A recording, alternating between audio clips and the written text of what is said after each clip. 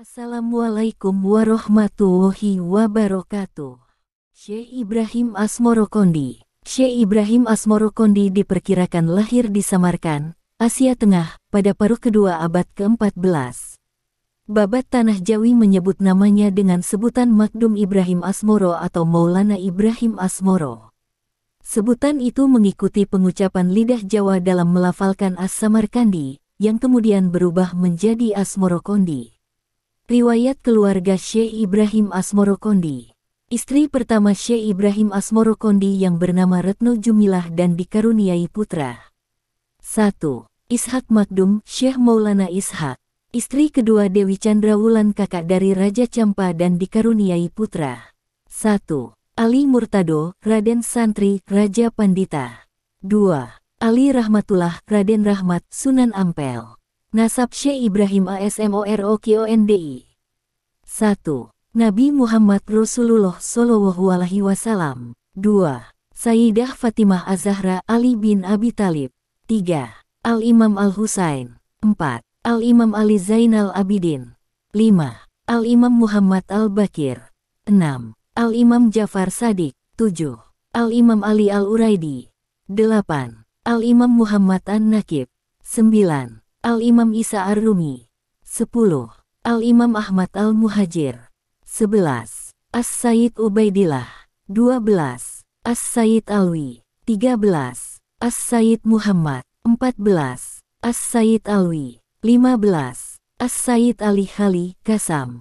16. As-Sayyid Muhammad Sahib Mirbat. 17. As-Sayyid Alwi Amil Faqih. 18. As-Sayyid Abdul Malik Asmat Khan. 19. As-Sayyid Abdullah. 20. As-Sayyid Ahmad Jalaluddin. 21. As-Sayyid Husain Jamaluddin. 22. Syekh Ibrahim Asmorokondi As-Sayyid Ibrahim Zainuddin As-Samarkandi. Wafat. Syekh Ibrahim Asmorokondi wafat pada sekitar tahun 1425 Masehi dan dimakamkan di Desa Gesik Harjo, Kecamatan Palang, Kabupaten Tuban. Sanad ilmu dan pendidikan Syekh Ibrahim Asmorokondi. Perjalanan menuntut ilmu Syekh Ibrahim Asmorokondi. Mulai dari kecil Syekh Ibrahim Asmorokondi dibimbing oleh ayahanda beliau Syekh Jamaluddin Husain Al-Akbar, Syekh Jumadil Kubro. Dalam perjalanan mengungsi dari daerah Samarkand yang sedang diserang oleh pasukan Timurlan, Syekh Ibrahim Asmorokondi dan keluarga mampir ke daerah Persia. Di sana mereka diterima oleh ulama yang baik hati dan disegani di sana, yaitu Syekh Maulana Malik Ibrahim. Setelah 2 tahun berlalu, negeri Persia juga ikut bergejolak karena diserang juga oleh pasukan Timurlan dan akhirnya mengungsi sampai ke Turki dan berlanjut sampai di daerah Pasai. Guru-guru Syekh Ibrahim Asmorokondi, Syekh Jamaluddin Husain Al-Akbar, Syekh Maulana Malik Ibrahim, penerus Syekh Ibrahim Asmorokondi. Anak-anak Syekh Ibrahim Asmorokondi, Ishak Makdum, Syekh Maulana Ishak, Ali Murtado, Raden Santri, Raja Pandita, Ali Rahmatullah, Raden Rahmat, Sunan Ampel. Murid-murid Syekh Ibrahim Asmorokondi, Abu Hurairah, Raden Burereh. Perjalanan dakwah Syekh Ibrahim Asmorokondi. Perjalanan dakwah Syekh Ibrahim Asmorokondi dipenuhi berbagai liku-liku. Secara umum seperti yang dikemukakan dalam babat Gresik perjalanan Syekh Maulana Ishak dapat dijelaskan sebagai berikut. Perjalanan dakwah di daerah Pasai.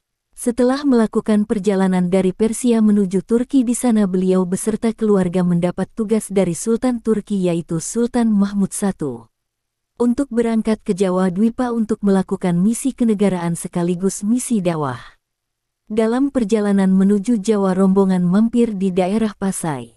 Dan ketika rombongan akan melanjutkan perjalanan menuju ke Jawa, Syekh Ibrahim Asmorokondi memutuskan untuk tinggal dikarenakan beliau nyaman dengan lingkungan sekitar. Akhirnya beliau diterima dengan baik oleh Sultan Ahmad sang penguasa Pasai, dan diangkat sebagai salah satu guru di Pasai. Dan beliau juga dinikahkan dengan salah satu putri bangsawan Pasai yang bernama Retno Jumilah. Dari Retno Jumilah inilah lahir Ishak Makdum atau yang lebih dikenal dengan Syekh Maulana Ishak. Perjalanan dakwah di daerah Campa. Setelah sekian lama tinggal di daerah Pasai, Syekh Ibrahim Asmorokondi telah sempurna hidupnya. Sebagai guru bagi masyarakat Pasai, sebagai suami dari putri bangsawan setempat, dan dikaruniai seorang putra dari pernikahannya. Selama tinggal di Pasai, Syekh Ibrahim Asmorokondi sering mendapat laporan dari para pedagang yang kebetulan singgah di Pasai. "Syekh, keadaan di Champa benar-benar menyedihkan, harus segera ditangani," kata seorang pedagang Gujarat kepada beliau. "Syekh, harus ada seseorang yang berjuang demi masyarakat Muslim di Champa. Dan orang yang paling tepat untuk pergi ke sana adalah Anda, Syekh," kata seorang pedagang Mesir. "Syekh, saya akan menghadap petinggi Muslim Cina. Saya akan pastikan Tuan akan mendapat jaminan keamanan di sana. Saya pastikan itu, jika Tuan sudi membantu para Muslim di Champa," kata seorang musafir dari China. Dengan tekad bulat akhirnya beliau melakukan perjalanan menuju Champa bersama rombongan kecil dari Pasai. Begitu tiba di Champa, kedatangan Syekh Ibrahim Asmorokondi tidak disambut baik oleh Raja Champa karena memang Raja Champa tidak suka dengan ajaran Islam. Raja Champa sangat marah dan menghukum siapa saja rakyatnya yang beralih keyakinan. Begitu pula Syekh Ibrahim Asmorokondi diburu oleh Raja Champa untuk dijatuhi hukuman. Tidak tahan akan perlakuan Raja Champa, Syekh Ibrahim Asmorokondi pergi ke Gunung Sukasari. Belum sampai menemukan Syekh Ibrahim Asmorokondi, bersamaan dengan itu datanglah rombongan besar tentara Cina mendarat di Champa dan dipimpin oleh Laksamana Cheng Ho. Akhirnya tentara Cina melindungi rombongan Syekh Ibrahim Asmorokondi. Pada waktu itu Raja Champa mangkat dan digantikan oleh putranya yang masih remaja dan didampingi oleh kakak perempuannya. Saat mendengar berita bahwa Raja Champa meninggal, Syekh Ibrahim Asmorokondi langsung turun dari gunung menuju ke pusat kota Champa sambil dikawal oleh pasukan Cina di bawah pimpinan Laksamana Cheng Ho. Dalam Babat Tanah Jawa dijelaskan bahwa setelah Raja Champa meninggal digantikan oleh putra laki-lakinya dan kemudian Syekh Ibrahim Asmorokondi dinikahkan dengan putri kedua Raja Champa yaitu Dewi Chandrawulan. Hampir 20 tahun sudah Syekh Ibrahim Asmorokondi berada di Tanah Champa. Dengan istri keduanya, ia dikaruniai 2 orang putra yang diberi nama Ali Murtado dan Ali Rahmatullah. Pada sekitar tahun 1404 Masehi Syekh Ibrahim Asmorokondi beserta kedua putranya meninggalkan bumi Champa menuju ke Jawa. Perjalanan dakwah di Palembang. Hampir 20 tahun sudah Syekh Ibrahim Asmorokondi berada di Tanah Champa. Terbersit dalam benak Syekh Ibrahim Asmorokondi rasa rindu dan juga ingin memenuhi janji kepada ayahnya saat ia masih berada di Pasai dan ditinggal ayahnya yaitu Syekh Jamaluddin Husain ke Jawa. Mereka berlayar menggunakan perahu menyusuri pantai Sumatera hingga akhirnya mereka singgah di pelabuhan Palembang. Di Palembang rombongan kecil tersebut disambut oleh Adipati Arya Damar. Dia sebenarnya adalah salah satu pangeran dari Majapahit dan diangkat sebagai penguasa Palembang yang menguasai wilayah bawahan Majapahit. Setelah bicara basa-basi cukup lama Syekh Ibrahim Asmorokondi mulai berbincang-bincang tentang keyakinan yaitu agama Hindu dan Islam dengan mendasari ilmu tasawuf, ilmu spiritual Islam yang memang banyak memiliki titik kesesuaian antara dua keyakinan tersebut. Hingga akhirnya Adipati Palembang Arya Damar tergerak hatinya untuk masuk Islam dan mengucapkan 2 kalimat syahadat. Dan Raden Arya Damar diberi nama baru oleh Syekh Ibrahim Asmorokondi menjadi Arya Abdillah yang bermakna kesatria abadi Tuhan. Perjalanan dakwah di Jawa. Setelah 3 bulan berada di Palembang, akhirnya perjalanan dilanjutkan menuju ke Tanah Jawa dengan menggunakan kapal. Karena kapal yang mereka tumpangi adalah kapal dagang maka mereka sempat singgah di beberapa pelabuhan antara lain Banten, Bandar Sunda Kelapa, Karawang, Cirebon, Semarang dan Jungmara. Hingga akhirnya mereka sampai di Pelabuhan Tuban yang tak kalah ramainya dengan Pelabuhan Palembang. Sejak abad ke-11 Tuban nampaknya sudah menjadi pusat perdagangan internasional, khususnya pada masa Airlangga. Dalam sebuah prasasti yang dikeluarkan pada masa itu disebutkan bahwa Kerajaan Airlangga memiliki 2 pelabuhan niaga yaitu Hujung Galuh dan Kambang Putih. Dalam prasasti tersebut disebutkan orang-orang asing yang berdagang yaitu pedagang India Utara, India Selatan, Burma, Kamboja dan Champa. Pendaratan Syekh Ibrahim Asmorokondi di Tuban, lebih tepatnya di Desa Gesik Dewasa, itu dapat dipahami sebagai suatu sikap kehati-hatian seorang penyebar dakwah Islam. Mengingat Bandar Tuban saat itu adalah bandar pelabuhan utama Majapahit.